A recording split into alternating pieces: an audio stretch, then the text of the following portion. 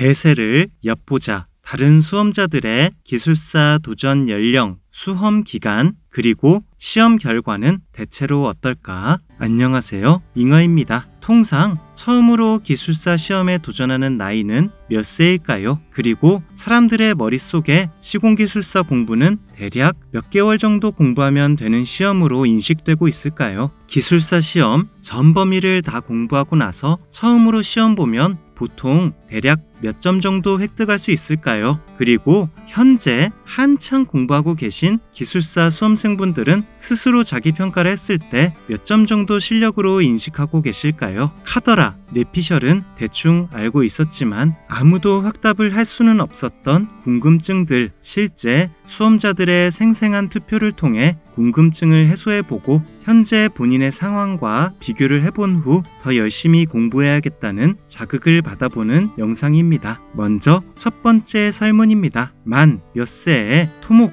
또는 건축시공기술사 도전을 시작하셨는지 조사를 해보았는데요. 총 투표 인원은 490분이 투표를 해주셨고 31세에서 40세가 36%로 가장 많은 비중을 차지했으며 41세에서 45세가 20%로 그 다음 비중이었습니다. 대략 40대가 일반적으로 기술사 도전을 시작하는 나이라는 것을 알 수 있었습니다. 특이사항으로는 30세 이하도 16%로 매우 젊은 20대 기술사 수험생분들도 78분이나 계셨고 51세 이상 늦깎이 기술사 도전자도 17%로 83분이나 계셨습니다. 여러분의 나이는 어느 집단에 속하시나요? 물론 기술사는 국가자격 시험 중 최고 등급의 시험이므로 기술사 공부를 하기에 늦은 나이라는 것은 있을 수 없습니다. 다만 저는 기술사 도전자의 연령대가 제 생각보다 낮다고 느꼈고요. 점점 더 경쟁이 심화되는 사회 분위기에 따라 기술사 시험 수험생 연령이 낮아지고 있는 게 아닌가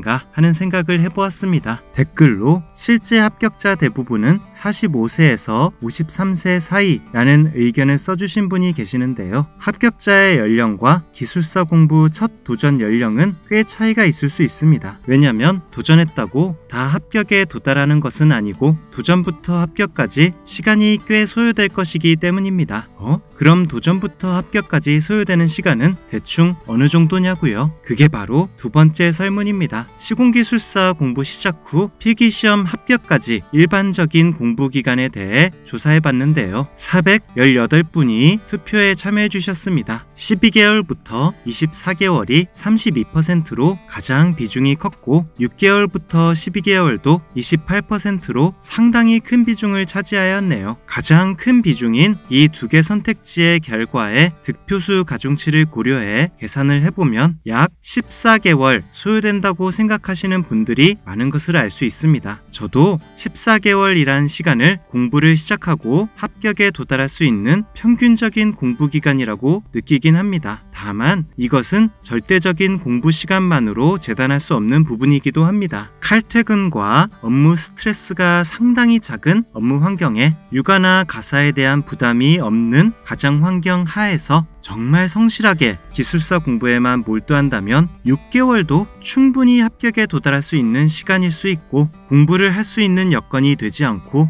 매일 야근과 스트레스가 많은 공부 환경이거나 시간은 많은데 매일 공부에 진심으로 열중하지 못하고 설렁설렁 공부하는 조건에서는 14개월의 시간도 턱없이 부족할 수 있으니까요. 일주일에 하루 이틀은 야근을 하는 조건에서 매일매일 나에게 주어진 저녁 시간에 정말 성실히 공부한다는 전제 하에 14개월 공부 후 합격을 기대할 수 있을 것 같습니다. 다음 세 번째 설문으로는 전 범위를 공부하고 난 후 처음으로 응시한 시공기술사 필기시험에서 대략 몇 점을 획득하는 것이 많은 사람들이 경험한 결과인지 조사해보았습니다. 총 302분이 회신해 주셨고요. 44.9점 이하가 28%로 가장 많은 분포를 보였네요. 사실 시중교재를 처음부터 끝까지 일독한 것도 전 범위를 공부했다고 할 수 있으니 전 범위를 조망하며 공부를 했지만 숙지가 되어 있지 않아 빈 종이에 서술하기에는 어려웠거나 답안 작성 연습이 덜 되어 있으면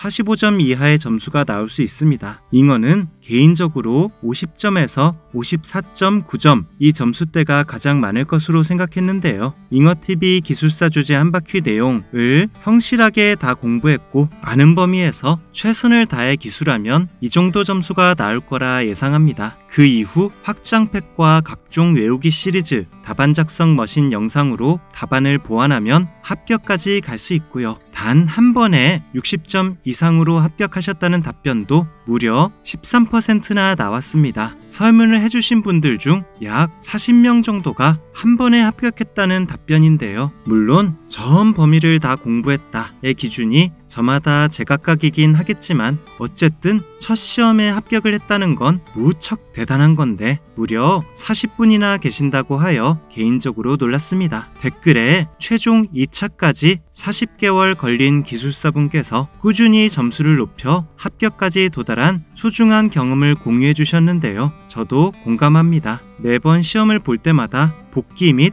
분석을 하고 다음 시험까지 계속 취약 부분을 보강하며 개선해 나가면 결국 합격할 수 있습니다. 다만 시험과 시험 사이에 정말 성실하고 꾸준한 노력이 반드시 있어야 하겠죠. 시험을 많이 응시해도 그 사이에 공부량이 미미하면 제자리 걸음이 되므로 되려 사기가 꺾일 수 있으니 유의하셔야 하겠습니다. 마지막 네 번째 설문으로는 현재 공부 중인 기술사 수험생분들을 대상으로 현재 실력을 시험 점수로 환산했을 때 몇 점 정도 수준이라고 생각하시는지 여쭤보는 질문을 드려보았습니다. 다음 회차 때 함께 시험을 치를 경쟁자분들은 현재 어느 정도 실력과 자신감을 가지고 있고 또 내가 생각하는 현재 나의 실력은 상대적으로 어느 정도 차이가 있는지 알아보는 질문이었습니다. 302분이 투표를 해주셨는데요. 이미 합격 점수 이상의 실력을 보유하고 있다고 생각하는 수험생분들이 21%나 되네요. 그리고 55점에서